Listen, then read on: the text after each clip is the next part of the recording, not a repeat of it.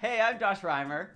And I'm Samantha Mack. Yeah, and this is Justin Trudeau, Prime Minister of Canada, national hottie, and scientific smarty pants. What? Yeah, he is not just a good-looking politician, he's also a smart one.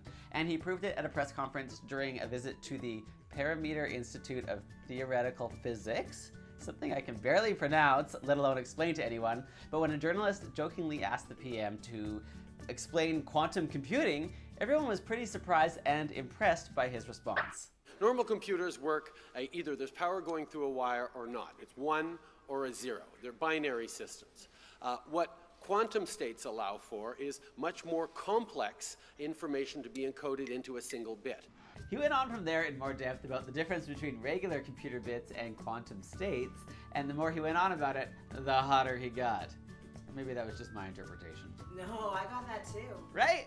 I mean, we have a pretty awesome Prime Minister all around right now, which maybe just extra seems that way because of the gong show of options available for the next president down south. I mean, wouldn't you love to see how Trump would have responded to that question?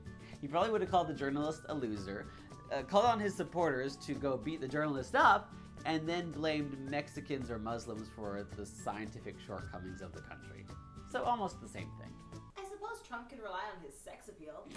You know what probably helped Trudeau's response seem even more impressive though, is having all those equations behind him as he gave it.